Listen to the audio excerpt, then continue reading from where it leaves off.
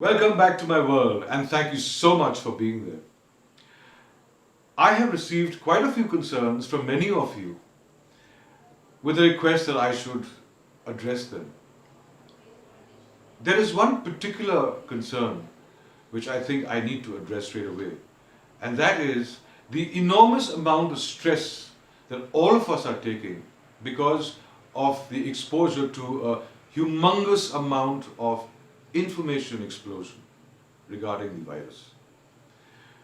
I think the coronavirus, between you and me, seems to be spreading faster through social media than actual human contact. But anyway, let's talk about it and let's see how through this particular story I've lined up for you, we can actually knock off the stress once and for all. In a small village, a group of frogs were playing around, and there was one frog that quite suddenly joined them.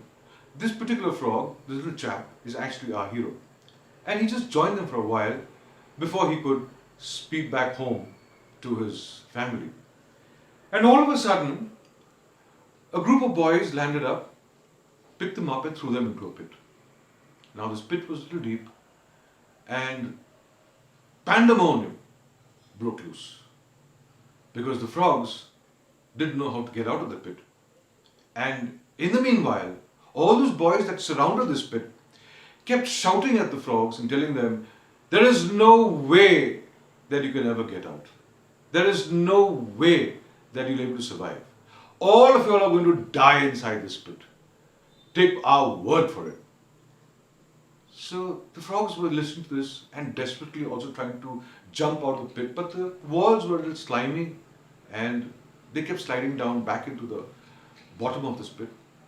And as they got influenced by what the boys were telling them, they just slowed down and decided that, well, such is our fate now. We are fated to die and we will. But our little hero refused to give up. And he kept jumping up the walls. And somewhere he realized that there were certain patches in the wall which were not slimy, which were not slippery, but which had a certain amount of grip. And soon it dawned on him that if he could jump from just one point of a non-slippery wall to another point, just an inch higher, and then try again another inch higher to another point, and try again another inch higher to the next point, he could well come out of the pit. So without any panic, and before the boys could even say Jack Robinson, he jumped out of the pit and hurried off home.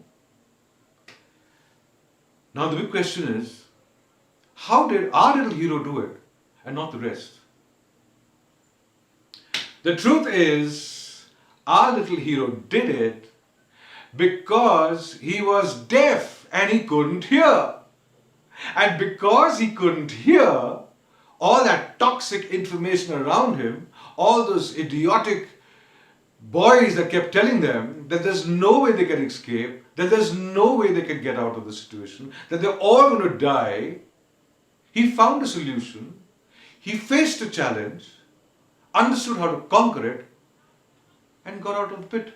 And as fast as his hind legs could help him, he hopped all the way back home.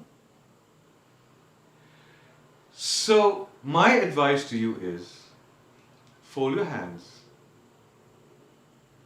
bow your head, say a short prayer, and turn deaf for this season.